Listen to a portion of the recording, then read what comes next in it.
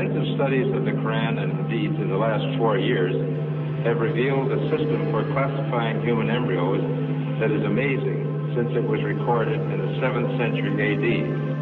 As far as it is known from the history of embryology, little was known about the staging and classification of human embryos until the 20th century. For this reason, the descriptions of the human embryo in the Quran cannot be based on scientific knowledge in the 7th century. The only reasonable conclusion is that these descriptions were revealed to Muhammad from God. He could not have known such details because he was an illiterate man with absolutely no scientific training. It has been a great pleasure for me to help clarify statements in the Quran about human development. It is clear to me that these statements must have come to Muhammad from God or Allah, because almost all of this knowledge was not discovered until many centuries later. This proves to me that Muhammad must have been a messenger of God or Allah. Muhammad was a very ordinary man. He couldn't have read, didn't know to write. In fact, he was illiterate. And we're talking about 1,200 years ago. You have someone, a illiterate person, making profound pronouncements and statements that are amazingly accurate of a scientific nature. And I personally can't see how this could be a mere chance. There are too many accuracies.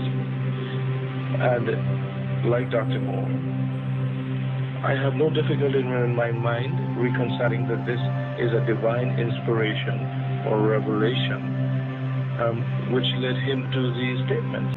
In substance, the Quran describes not only the development of external form, but emphasizes also the internal stages, the stages inside the embryo of its creation and development, emphasizing major events recognized by contemporary science. Thank you for your attention. As a scientist, I can only deal with things which I can specifically see. I can understand embryology and developmental biology. I can understand the words that are translated to me from the Quran. As I gave the example before, if I were to transpose myself into that era, knowing what I do today and describing things, I could not describe the things which were described. I see no reason, I see no evidence for the fact to refute the concept that this individual, Muhammad, had to be developing this information from someplace.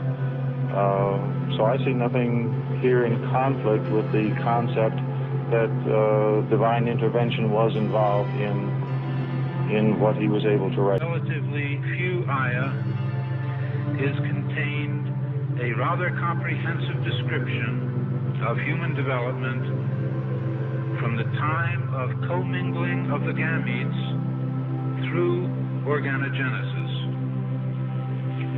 No such distinct and complete record of human development, such as classification, terminology, and description, existed previously.